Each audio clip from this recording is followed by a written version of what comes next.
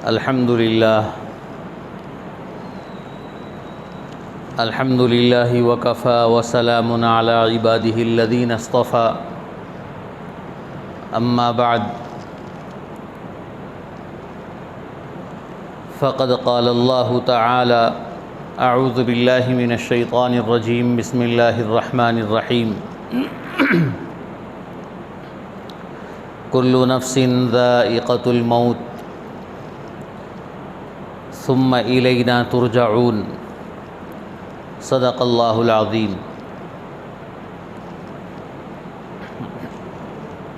قال النبی صلی اللہ علیہ وسلم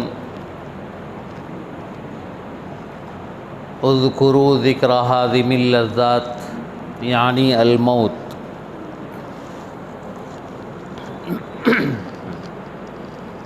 محترم سامعین اکرام، عزیز بزرگان دین، گزشتہ 2 جمعے پہلے سے ایک عنوان بیان کیا جا رہا تھا، یہ ٹاپک بیان کیا جا رہا تھا کہ انسان کی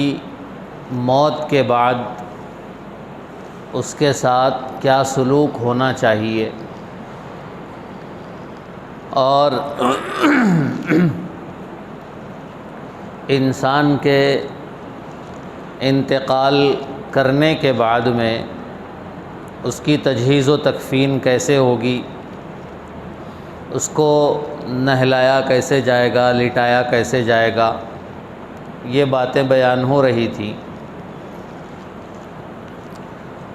اس کی آخری باتیں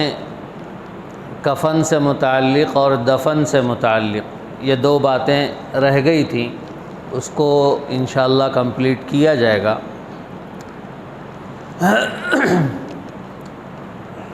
نبی اکرم صلی اللہ تعالی علیہ وسلم نے ارشاد فرمایا، مومن کے لیے جب وہ انتقال ہو جائے تو اسے غسل دیا جائے گا اور اس کی نماز جنازہ پڑھی جائے گی، اسے کفن دیا جائے گا اور اسے احترام کے ساتھ دفن کیا جائے گا۔ جو آدمی 1 سیکنڈ بھی دنیا میں آ جائے اسے نہلانا ضروری ہے، اسے نہلایا جائے گا۔ بچہ ماں کی پیٹ سے باہر آیا اور وہ کم از کم 1 سیکنڈ ہی زندہ رہا، تو 1 سیکنڈ بھی اگر وہ زندہ رہے تو پھر اسے غسل دیا جائے گا، اسے کفن دیا جائے گا، اس کی نماز جنازہ پڑھی جائے گی۔ ہاں، اگر ماں کے رحم میں، ماں کے پیٹ سے ہی وہ مردہ پیدا ہو تو پھر اس کی نماز جنازہ نہیں ہوگی، اسے غسل وغیرہ نہیں دیا جائے گا۔ کپڑے میں لپٹ دیں گے، وہی اس کا کفن ہوگا، اس کی نماز جنازہ نہیں ہوگی۔ یہاں تک علماء نے ذکر کیا ہے کہ ماں کے پیٹ سے بچہ باہر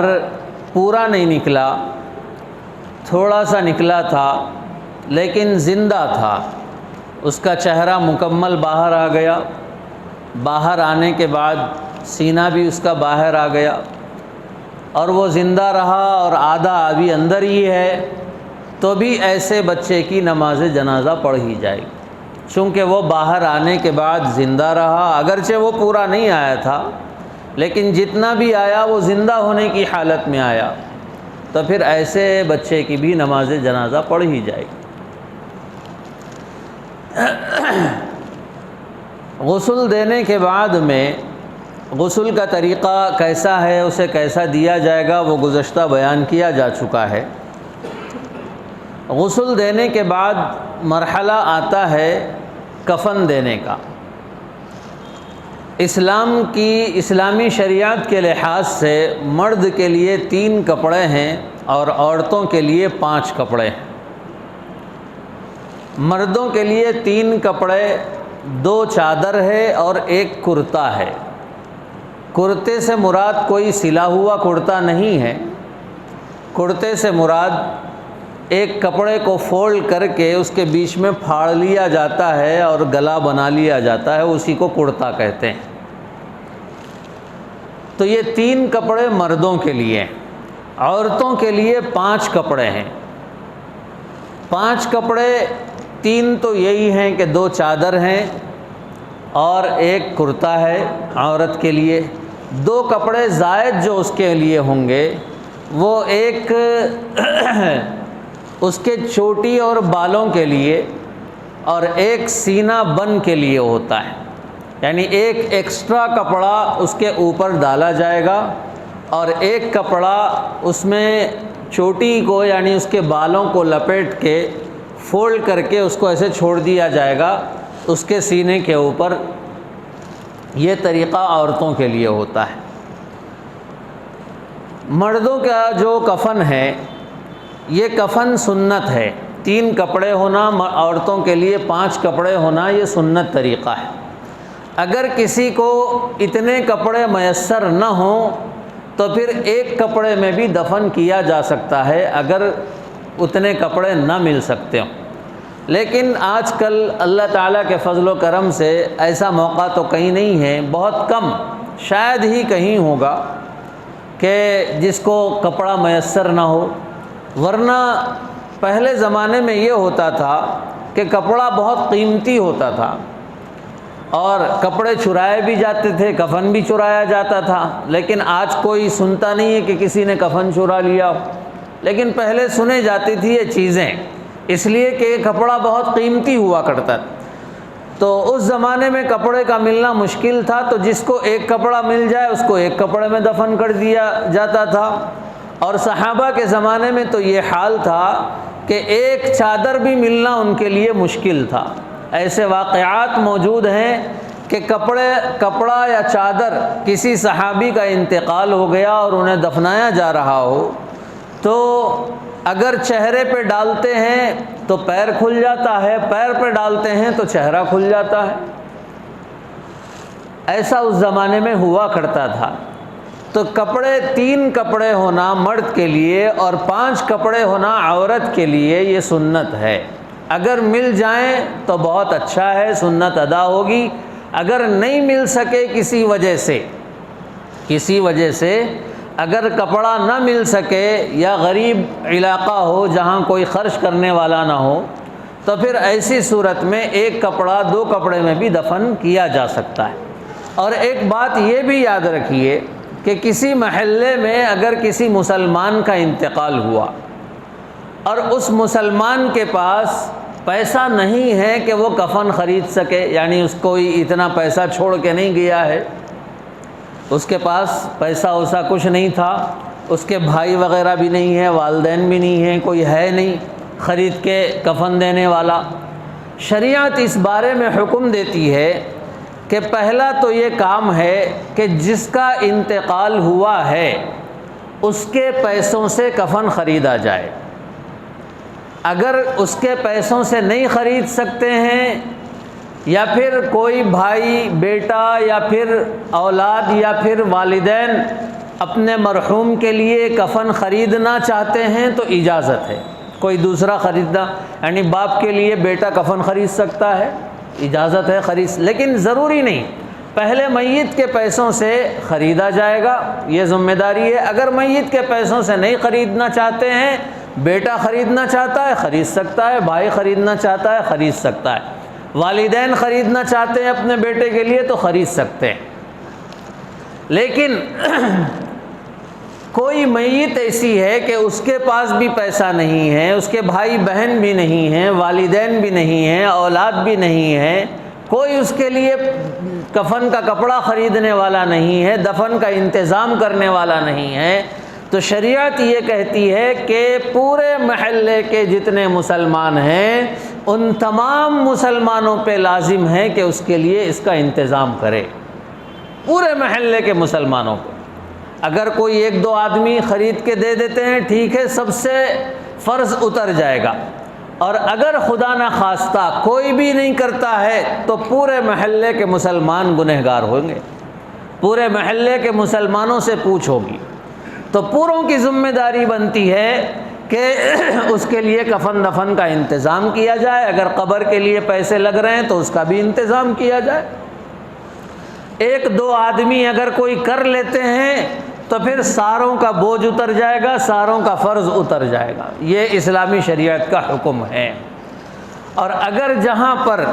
پیسے وغیرہ کا نظم مشکل ہے یا محلہ بھی غریب ہے، کبھی ایسے حالات آ سکتے ہیں، کبھی ایسے حالات آ سکتے ہیں۔ مثال کے طور پہ ایسا علاقہ ہے جو بالکل پہاڑی علاقہ ہو، جہاں لوگوں کا پہنچنا دشوار ہو، اور وہاں زلزلہ آ گیا، وہاں سیلاب آ گیا،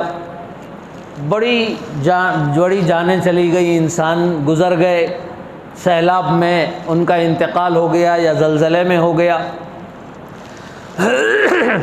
اب زیادہ تعداد میں وہاں میت ہیں، اب ان کو دفن کرنا ہے، تو ایسی صورت میں اگر کپڑے سب کو میسر ہوتے ہیں کفن کے تو پھر سب کو کفن دیا جائے گا، اور اگر سب کو کپڑے میسر نہیں ہوتے ہیں اور حالات بھی ایسے نہیں ہیں کہ وہاں کفن کا انتظام کیا جا سکے، تو پھر شریعت یہ کہتی ہے کہ وہ جو کپڑے پہنے ہوئے ہیں انہی کپڑوں میں انہیں دفن کر دیا جائے۔ شریعت نے بہت آسان اور بہت سہل طریقے سے بتایا ہے کہ دیکھو، مشکل میں نہیں ڈالا، جہاں تک ہو سکے کرو، اور اگر آخری صورت نہیں کر سکتے ہیں تو پھر اسلام اس بات کی اجازت دیتا ہے۔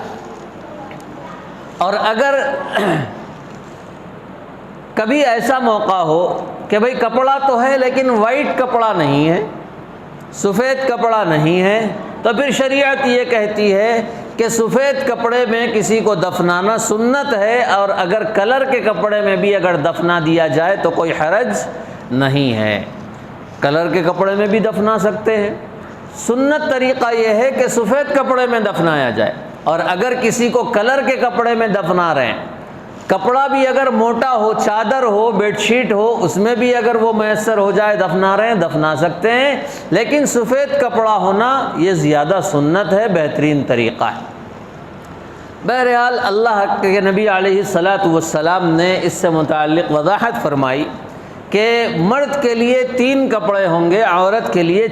5 کپڑے ہوں گے۔ مرد کے لیے کفنانے کا طریقہ یہ ہے کہ مرد کو غسل دینے کے بعد اس کا جسم پورا سکھا دو، اور سکھانے کے بعد میں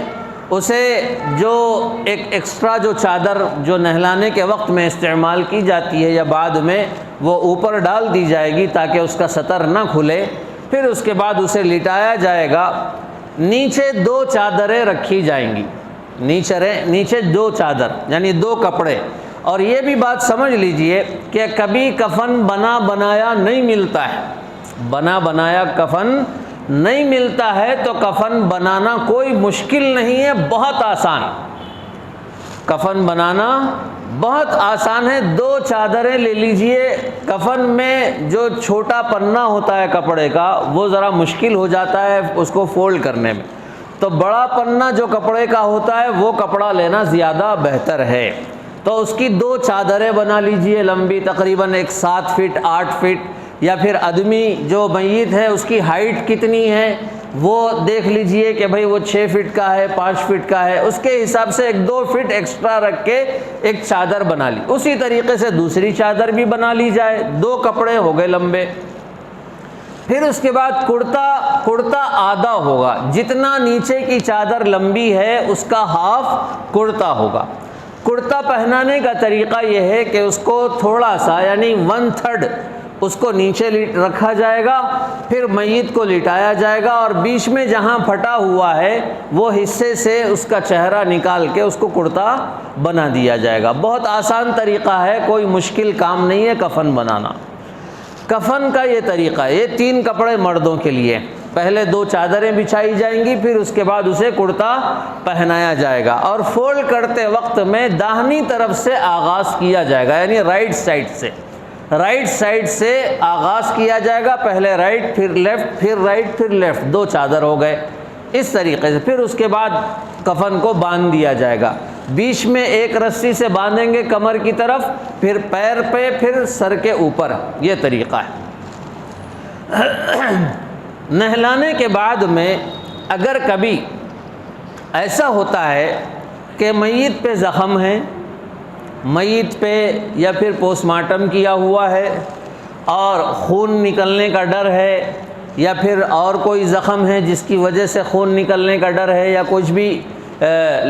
نکلنے کا اگر ڈر ہو، تو پھر ایسی صورت میں شریعت اس بات کی اجازت دیتی ہے کہ وہاں پہ آپ کاٹن کا استعمال کر سکتے ہیں، روئی کا استعمال کر سکتے ہیں، جتنی چاہے روئی اگر آپ لگانا چاہیں، روئی اگر نہیں، یا پھر کوئی پٹی وغیرہ رکھنا چاہیں، کچھ بھی، یعنی جس طریقے سے آپ اس خون کو روک سکتے ہیں، روکنے کا حکم ہے، روک دینا چاہیے جہاں تک ہو سکے۔ یہ طریقہ ہے مرد کو کفنانے کا۔ اور جب پورا کفن باندھ دیا جائے تو باندھنے سے پہلے ایک کام یہ کریں کہ میت کے جو سجدے میں زمین پر لگنے والی چیزیں ہیں وہاں پر کافور مل کے ان کو لگا دیا جائے گا، جیسے ہتھیلیوں کے اوپر، پیشانی پہ اور ناک پہ، گھٹنوں پہ، اور اسی طریقے سے تلووں پہ۔ یہ حصہ سجدے میں زمین پر لگتا ہے، ان حصوں پہ کافور مل کے، کافور کی ٹکیا ہوتی ہے، آڑتی کپور جس کو کہتے ہیں، کہ اس کو ہاتھ میں اگر مل دیا جائے تو وہ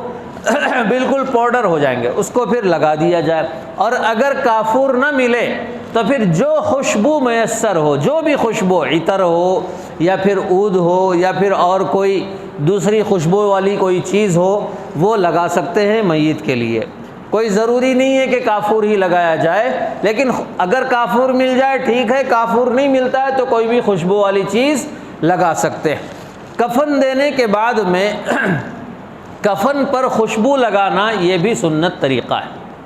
کفن پر خوشبو لگانا، پہلے ایک تو کفن دینے سے پہلے کپڑے کو دھونی دینا، عود وغیرہ کی خوشبو وغیرہ اس کو لگا دینا، یہ بھی سنت ہے، اور کفن دینے کے بعد میں کفن پر خوشبو لگانا یہ بھی سنت طریقہ ہے۔ بہت مرتبہ ایسا ہوتا ہے کہ جو کفن کے ساتھ عطر آتا ہے وہ عطر کوئی اچھا نہیں ہوتا، یعنی زیادہ اچھا نہیں ہوتا ہے۔ بہتر یہ ہے کہ جو اچھی خوشبو ہو وہ استعمال کی جائے، اگر نہ ہو تو جو کفن کے ساتھ آیا ہے وہ بھی استعمال کر سکتے ہیں۔ اور ایک بات یہ بھی یاد رکھیے کہ کفن کے خریدنے میں کفن کا جو کپڑا ہے وہ زیادہ مہنگا بھی نہیں ہونا چاہیے اور ایک دم سستا بھی نہیں ہونا چاہیے، میڈیم کپڑا ہونا چاہیے جو میسر ہو آسانی سے۔ اور اگر میسر نہ ہو، میڈیم بھی خریدنا مشکل ہے، تو پھر وہ بات الگ ہے، تو اس صورت میں تو آم کے کپڑوں سے بھی دفنا سکتے ہیں اگر نہ ملے۔ تو یہ طریقہ ہے۔ اور عورتوں کا طریقہ کفنانے کا یہ ہے کہ عورتوں کا طریقہ اس لیے سن لیجئے کہ کبھی کہیں عورت کو تو مرد نہیں نہلا سکتا ہے، عورت کو مرد کفنا نہیں سکتا ہے، لیکن اپنی عورتوں کو بتا سکتے ہیں کہ بھئی یہ کہیں کوئی نہلانے کے لیے نہ مل سکے تو انہیں بتایا جا سکتا ہے کہ بھئی یہ طریقہ ہے۔ اور دیکھیے یہ جو طریقہ بیان کیا جا رہا ہے یہ سنت طریقہ ہے، یہ سنت طریقہ ہے، لیکن اگر کسی کو ایسا طریقہ مکمل طور پہ کرنا نہ آئے تو یہ ڈرنا نہیں چاہیے کہ بھئی میں کروں گا تو الٹا ہو، بھئی الٹا کچھ نہیں ہوگا، اس کے سطر کو چھپانا ہے، اس کے جسم کو چھپانا ہے۔ اگر مکمل سنت طریقہ یاد نہیں ہے تو جس طریقے سے اسے چھپا سکتے ہیں چھپا لو۔ بھئی خواہ مخواہ بعض مرتبہ بڑی پریشانی پیش آ جاتی ہے دیہاتوں وغیرہ میں، جہاں جس کو معلومات نہیں ہوتی ہیں تو میت کبھی 24 گھنٹے رکھی ہوئی ہوتی، 24 گھنٹے میت کو رکھ دیتے ہیں، کبھی 2 دن رکھ دیا جاتا ہے کہ بھئی کوئی نہلانے والا نہیں ملا۔ بھئی ایسا نہیں ہونا چاہیے۔ دیکھیے ہم جس طریقے سے نہاتے ہیں اسی طریقے سے میت کو نہلایا جائے گا، پہلے وضو کراؤ پھر غسل کرا دو، ہو گیا میت کو نہلانا، غسل ہو گیا اس کا۔ سنت طریقہ جو ہے وہ معلوم ہے کر لیا جائے، نہیں معلوم ہو تو پھر خواہ مخواہ نہیں معلوم ہونے کی وجہ سے میت کو روک کے رکھنا یہ غلط بات ہے۔ جس طریقے سے اس کو نہلایا جا سکتا ہو نہلا دیا جائے۔ بھئی پوری زندگی خود نہاتے ہیں تو میت کو نہلانے میں کیا حرج؟ جیسا ہم نہاتے ہیں اس طریقے سے اس کو بھی نہلایا جائے، اور جس طریقے سے ہم کپڑے پہنتے ہیں میت کو بھی پہنا دیا جائے۔ جو کفن اس کے لیے استعمال ہوتا ہے، 3 کپڑے نہیں ملے، 2 ملے، 2 میں ہی دفن کر دو، ٹھیک ہے، 1 ملا 1 میں دفن کر دو۔ تو یہ طریقہ ہونا چاہیے اور یہ ذہن میں رکھنا چاہیے۔ اس کے عورتوں کے لیے جو طریقہ ہے کہ وہ مرد کا جو طریقہ ہے وہ تو مکمل ہے کہ بھئی 2 چادریں نیچے بچھا دی جائیں گی، پھر اس کے بعد کرتا ڈال دیا جائے گا، اور 2 کپڑے جو ایکسٹرا عورت کے لیے ہوتے ہیں وہ ایک تو چوٹی کے لیے اور سینے کے اوپر ایکسٹرا۔ پہلے میت کو لٹا دیا جائے گا 2 چادریں بچھا کے، پھر اس کے بعد ہاف کپڑا چادر کرتے کا لٹایا جائے گا، پھر اس میں سے اس کا چہرہ نکال کے کرتا بنا دیا جائے، پھر اس کے بعد میں اس کے جو بال ہیں سر کے وہ 2 چوٹی اس کی الگ کر دی جائے۔ اس طریقے سے الگ کر دیں گے 2 چوٹیاں، الگ کر کے کپڑے کو یہاں سے لیا جائے گا۔ جس طریقے سے نماز میں عورت اوڑھنی اوڑھتی ہے اسی طریقے سے اس کو یہاں سے لیں گے۔ لینے کے بعد 2 کونے کپڑے کے نکلتے ہیں، تو ایک کونے سے ایک چوٹی کو اس کے اندر فولڈ کر دیا جائے گا، لپٹ دیا جائے گا، دوسرے کونے سے دوسری چوٹی کو فولڈ کر دیا جائے گا اس کے اندر، پھر وہ کپڑا یہاں سے نکال کے ادھر چھوڑ دیں گے۔ یہ طریقہ عورت کے لیے ہوگا۔ پھر اس کے بعد جو اور ایک ایکسٹرا کپڑا ہے وہ اس کے سینے پہ یعنی یا گردن سے لے کے مکمل نیچے تک وہ کپڑا اس کا پھیلا دیا جائے گا، پھر اس کے بعد اس کو فولڈ کر دیا جائے گا، باندھ دیا جائے گا۔ یہ عورت کے لیے۔ اگر کہیں ضرورت پڑے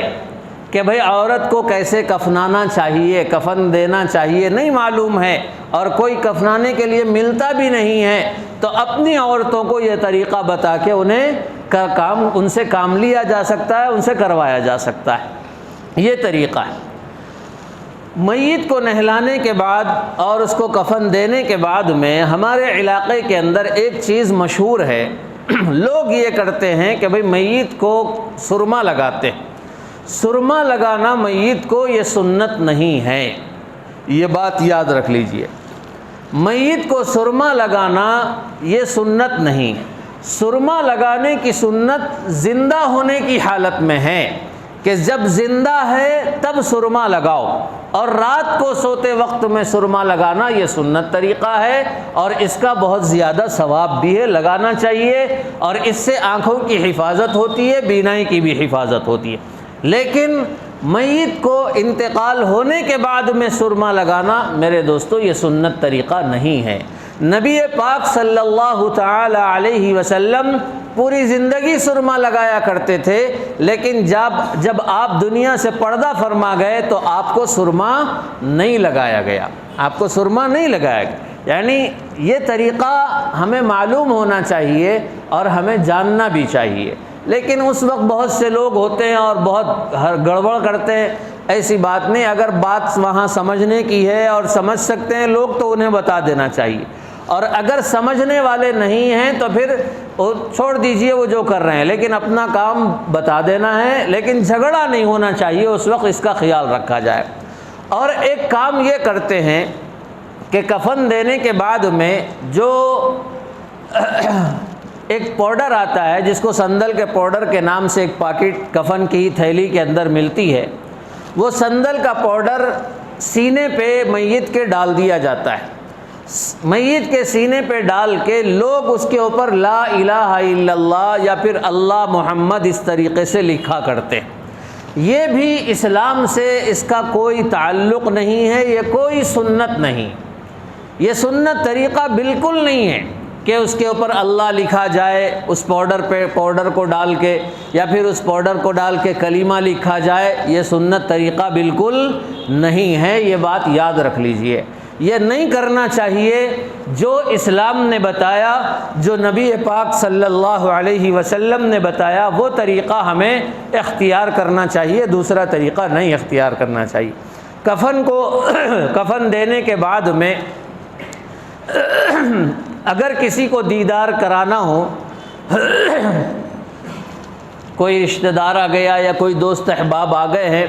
تو پھر میت کا دیدار کرانا چاہو کرا سکتے ہیں۔ کفن کھول دیا جائے تھوڑا بالکل گردن تک اور چہرہ ہٹا کے دیدار کرایا جا سکتا ہے۔ دیدار کرانے کے وقت میں یہ بات یاد رکھیے، مرد کا دیدار تو سبھی کر سکتے ہیں، لیکن جہاں عورت میت ہو، عورت کا اگر انتقال ہو گیا ہو تو میرے دوستو عورت کا دیدار صرف وہی حضرات کر سکتے ہیں جو زندگی میں اس کے محرم تھے، جو زندگی میں اس کے محرم تھے۔ یعنی باپ دیدار کر سکتا ہے، ماموں اس کی اب میت کی اولاد ہے، میت کے بیٹے ہیں وہ دیدار کر سکتے ہیں، میت کا چاچا ہیں وہ دیدار کر سکتے ہیں، اس کے بھانجے ہیں بھتیجے ہیں وہ دیدار کر سکتے ہیں۔ یعنی میت کے لیے، عورت کے لیے جو محرم ہیں وہی دیدار کرنے کے حقدار ہوں گے۔ دوسرے افراد کو انتقال ہونے کے بعد عورت کا چہرہ دیکھنے کا اختیار نہیں، عورت کا چہرہ دیکھنے کا اختیار نہیں۔ لیکن کیا ہوتا ہے آج لوگوں کو اگر معلوم نہیں ہے تو، اور لوگ پکارتے بھی ہیں، نہلا کے بالکل تیار کر کے جب ڈولے میں رکھ دیا جاتا ہے، رکھنے کے بعد لوگ پکار، بھائی جو نہیں دیکھے آؤ دیکھ لو، دیدار کر لو، فلاں کر لو۔ میرے دوستو ٹھیک ہے مرد کا تو کر سکتے ہیں، لیکن عورت کا کیا ہر آدمی دیدار کرے گا؟ اس کی اجازت نہیں ہے عورت کے دیدار کرنے کی۔ عورت کا دیدار صرف وہی کریں گے جو زندگی میں اس کے محرم تھے۔ شوہر اس کا دیدار کر سکتا ہے، بیٹے کر سکتے ہیں، اور اسی طریقے سے چاچا، ماموں اور اس کے بھانجے بھتیجے، نانا، دادا وغیرہ جو محرم افراد ہیں، نواسے ہیں یا پوترے ہیں، یہ افراد دیدار کر سکتے ہیں۔ اس سے ہٹ کے ہر آدمی آ رہا ہے، محلے کا ہر آدمی نہیں، ہمارے خالص تھے انہوں، فلاں تھے ہم، ٹھیک ہے بھائی رشتے میں نہیں ہوں گے لیکن ہم بچپن سے دیکھے، وہ دیکھے ہوں گے وہ الگ بات، لیکن دیدار دیکھنا ٹھیک ہے۔ کوئی ضعیف خاتون ہے، اس سے مکمل پردہ نہیں ہوتا ہے ضعیف خاتون سے، لیکن پھر بھی بچنا چاہیے، احترام کرنا چاہیے، اللہ کے فرمان کو بجا لانا چاہیے، اس کا حکم ماننا چاہیے۔ یہ طریقہ صحیح ہے، ہر کسی کو دیدار کرانا اس کی اجازت نہیں۔ اور یہ بھی یاد رکھیے کہ میت کو نہلانے کے بعد، ڈولے میں ڈالنے کے بعد میں، دیدار کرانے کے بعد میں، جب اسے اٹھایا جائے گا اور جب کبھی بھی کام کیا جائے، کچھ بھی کیا، میت کو جبھی بھی اٹھانا پڑے اور رکھنا پڑے، ہر مرتبہ بسم اللہ وعلی ملت رسول اللہ کہتے رہنا چاہیے۔ یہ طریقہ سنت ہے۔ ڈولے میں ڈال دینے کے بعد پھر اسے جہاں نماز پڑھنی ہو وہاں لے کے جائیں، لے جانے کے بعد میں اسے رکھا جائے گا۔ ڈولے کو لے جاتے وقت میں یہ بات یاد رکھیے کہ زور سے سبحان اللہ، الحمدللہ یا اللہ اکبر زور سے کہنا یہ سنت نہیں ہے، آہستہ الفاظ سے کہنا چاہیے، آہستہ آواز سے کہنا چاہیے، زور سے کہنا یہ سنت طریقہ نہیں۔ لیکن ہمارے معاشرے میں مشہوری یہ ہے، لوگ کرتے ہی یہ ہیں کہ بھائی جیسے ہی اپنے کندھوں پہ ڈولا اٹھاتے ہیں اور ڈولا اٹھاتے ہی سبحان اللہ، الحمدللہ، اللہ اکبر اس طریقے سے پکارنا شروع کر دیتے ہیں۔ بھائی زور سے کہنا سنت طریقہ نہیں ہے، آہستہ آواز سے کہنا یہ سنت ہے، یہ بات یاد رکھ لیجیے۔ یہ ڈولا اٹھانے کا اور ڈولا لے جانے کا طریقہ ہے۔ اس کے بعد میں